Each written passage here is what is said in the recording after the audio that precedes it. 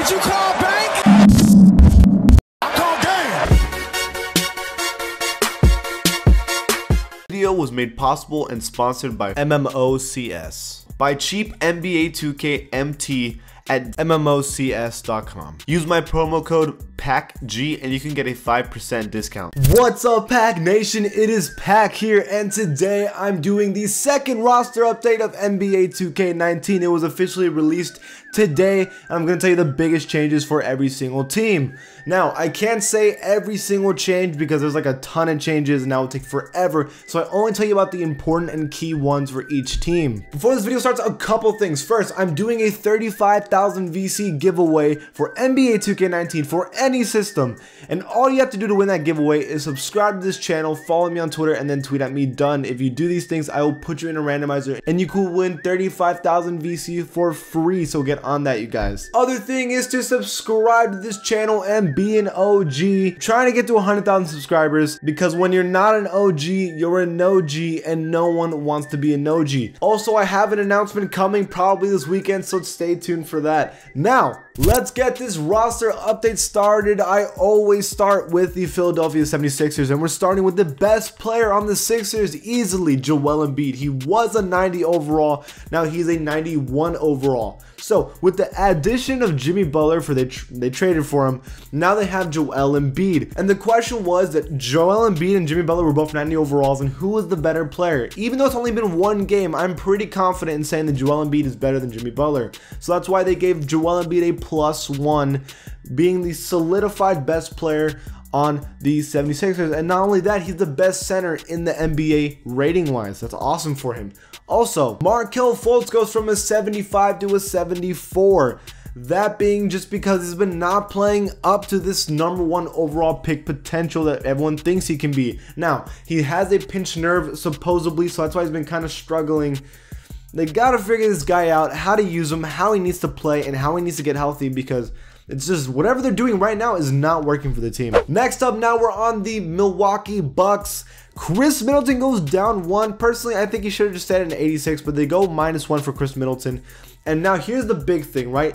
Eric Bledsoe goes -1, so he goes from an 81 to an 80, and Malcolm Brogdon goes from a 79 to an 80, so +1 for him. So now they're tied for the third best player on this team. Now, if I were to personally pick, Eric Bledsoe's pretty good. He's always been pretty good. I wouldn't take Malcolm Brogdon over him, but I see why they're in the middle. Next up is probably the most improved player of this year, Zach Lavine, to an 86 overall. He started this year as a 79. Now he's an 86 for Zach Lavine. He's averaging amazing points, clearly the best player on this Bulls team. I guess a bigger surprise for me rating wise is Wendell Carter Jr., the center for the Bulls, goes from a 76 to a 79, +3 for Wendell Carter, and that is because he's been playing very solid these past couple games. Definitely didn't see this coming. Out of all the rookies, I didn't expect him to be the one that's been playing better and solidifying himself as the second best player on this team. Of course, Lauri Markkanen hasn't come back yet, but Wendell Carter Jr. tied with Jabari Parker for the second best player on this team, and the only reason is because Jabari Parker was an 81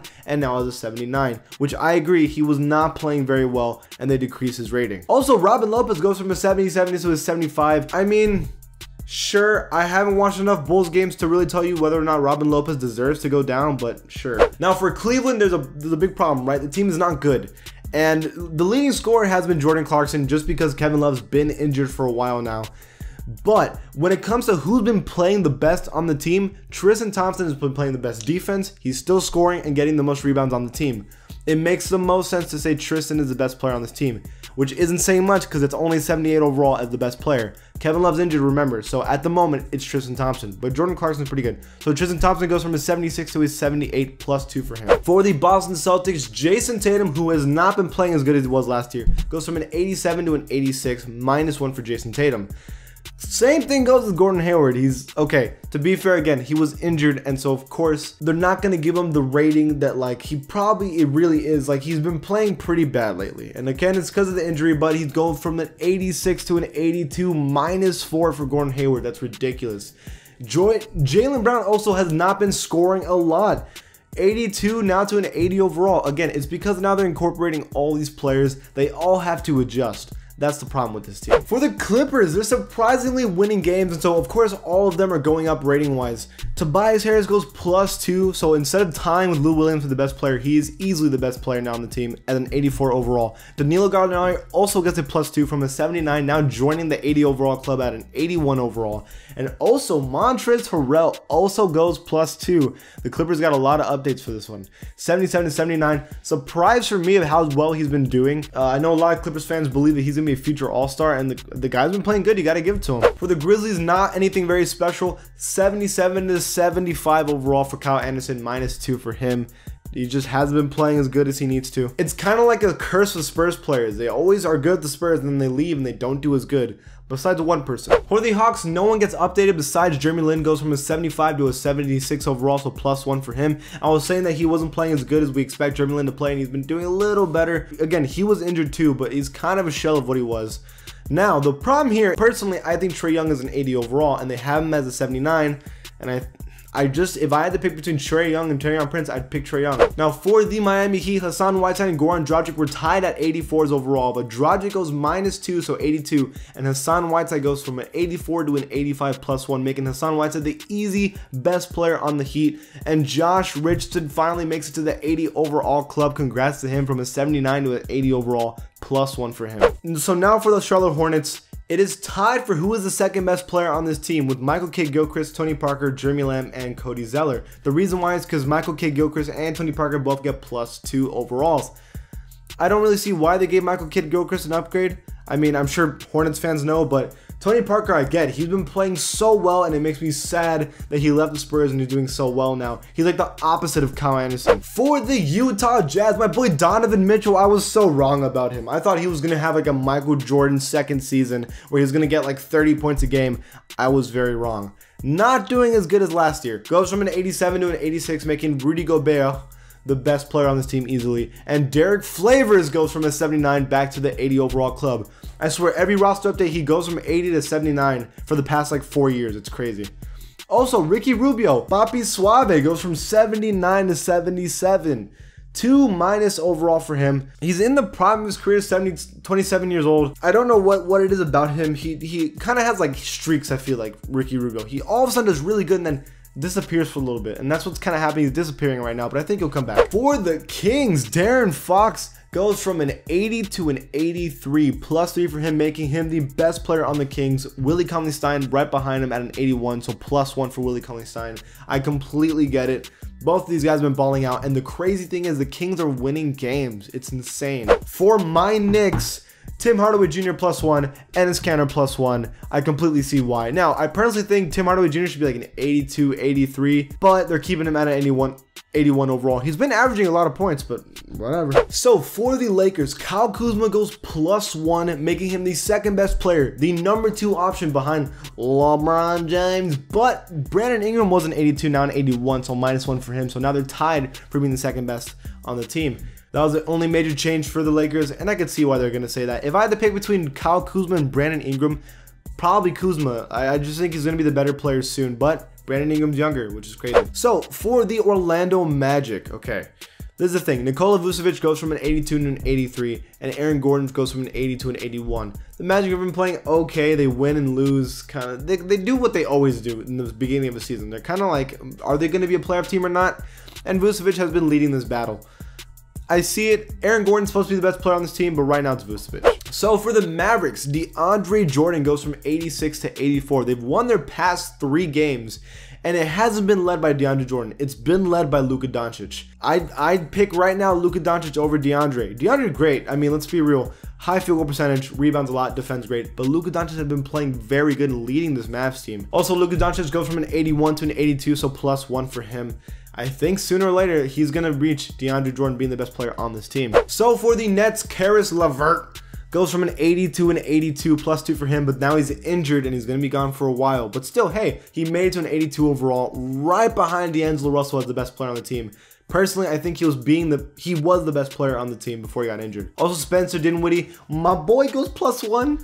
That's right. For the Nuggets, Gary Harris -1, Jamal Murray +1. All I'm saying is that Kyrie Irving is not going to like the fact that Jamal Murray is an 82 overall. For the Pacers, Domantas Sabonis goes from an 80 to an 81, making him the second best player on the team at the moment. I agree. Sabonis is good. I've always thought he's been good. Y'all know since last roster update, I've been talking about how good this dude is. Victor Oladipo is clearly the best player on the team. That's not really an argument. But I think Sabonis is doing better. And I think if I had to pick all the secondary players on this team, I'm picking Sabonis first. Now, for the Pelicans, Jrue Holiday goes from 84 to 85. I think Jrue Holiday should be at least 86. He plays amazing defense, right? They're even saying that he could be Defensive Player of the Year. And he's also playing amazing offense. I mean, Jrue Holiday's a complete player. He's awesome. So this one I completely disagree with. So they have Andre Drummond from an 87 to an 89 +2 for him, surprisingly. And they didn't change Blake Griffin. No. If anything, Blake Griffin is as good as DeAndre Drummond, maybe even better. I don't like this at all. I very much disagree with this rating. I expect them to change it next roster update, to be completely honest. So for the Toronto Raptors, Kyle Lowry, Skinny Lowry goes from an 87 to an 88, leading the NBA right now in assists. +1 for Kyle Lowry. He's not scoring as much as he usually does. I think he's only averaging 16 points per game. But his assist numbers are insane. I think like 11 or 12 assists a game. It's crazy. But that's not the story here. The story is Pascal Siakam, right? Goes +4, the highest updated player in this roster update. Pascal Siakam, third best player on the team apparently. Caught me by surprise. He's been playing very well for the team. I mean, it makes sense. He's been doing great for them.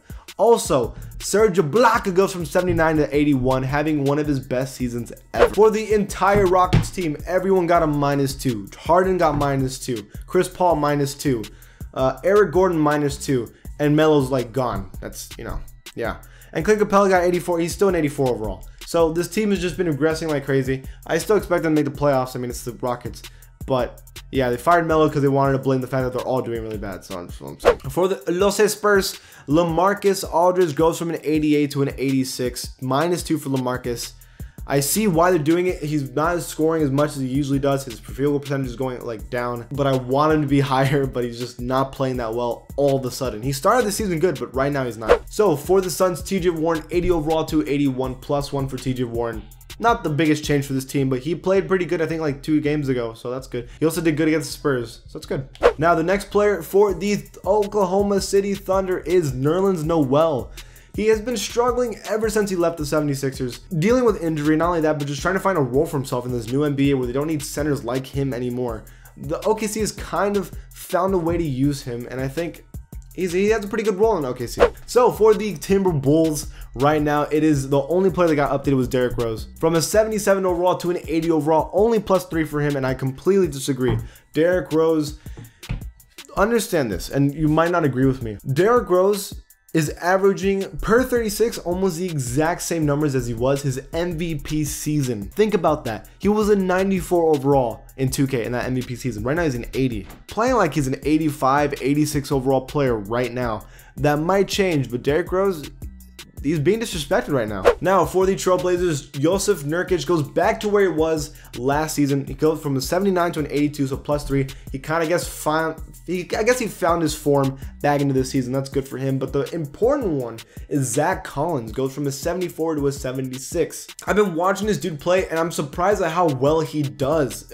Compared to his first season, this guy's playing way better than expected. Surprisingly, no changes for the Warriors at all, besides that Curry is now injured for a little bit. Besides that, there's no change for the Warriors at all. Surprise. And then finally, it is the Washington Wizards and Markieff Morris -1.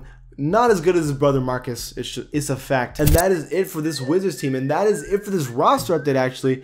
What do you guys think? Who do you agree with or disagree with? Leave it in the comments below. And if you like my channel, give it a sub. And I'll see you guys next time.